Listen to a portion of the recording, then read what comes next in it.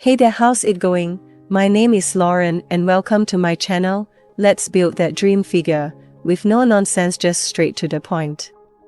Today's video about creatine. So let's start off by saying that most supplements are a load of crap and they contribute really little to nothing. So for most supplements, don't waste your hard-earned money. But not for creatine. Creatine is absolutely worth your money and has been proven over and over again to work. The science of creatine deals with energy production, specifically in replenishing used energy. As humans, we use the molecule ATP as our energy source.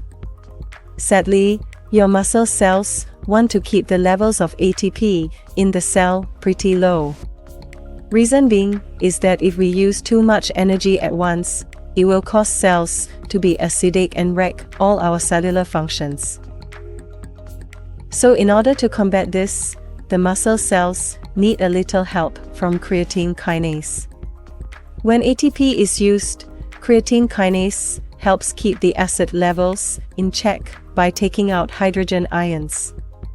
On top of that, creatine kinase also takes another byproduct from used ATP, called ADP, and brings it to its buddy phosphocreatine to replenish ATP. This system of energy production, known as the phosphagen system, is the system used to produce energy for the first 10 seconds of intense physical activity before other energy production from other sources, such as sugar, glucose, and fat, is even utilized. Where creatine comes in is the production of phosphocreatine. Remember, your body doesn't like too many ATP molecules in cells, so whenever your body has excess ATP, ATP reacts with creatine to formulate phosphocreatine. The more creatine in your body, the more phosphocreatine produced, the more energy you can replenish. And this is where creatine supplementation comes into play.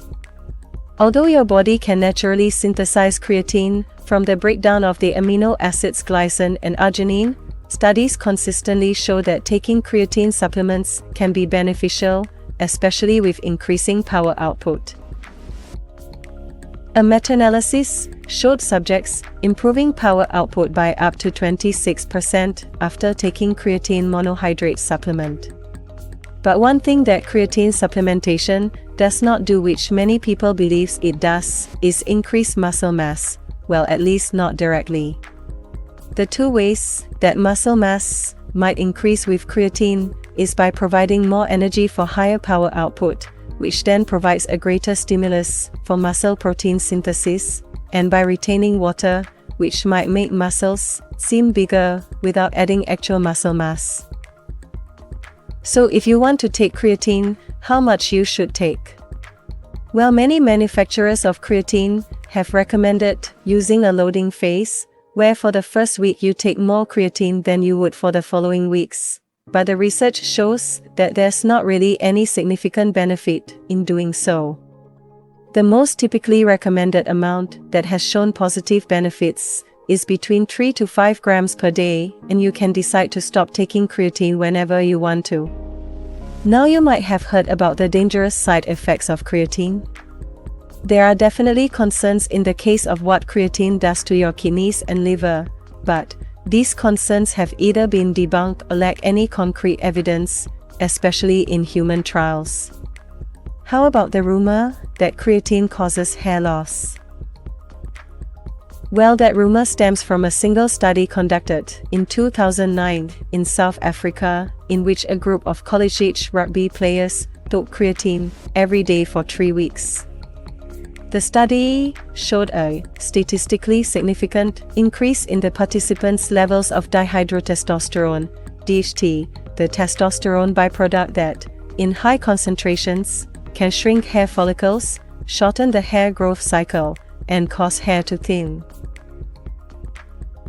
However, according to Dr. Antonio, who, along with an internationally renowned team of researchers, reviewed the most common creatine misconceptions for the Journal of the International Society of Sports Nutrition, none of the rugby players in the study actually experienced hair loss as a result of taking the supplement. So the current body of evidence does not indicate that creatine causes hair loss or baldness, says Dr. Antonio. The only notable side effect is the retention of water in your cells. Well, that's all the sets and reps for today. Thank you for watching. Hope you found it helpful. If you did, consider subscribing and giving the video a like. Let me know what you thought in the comments below. Click on the screen for more helpful video and catch you later.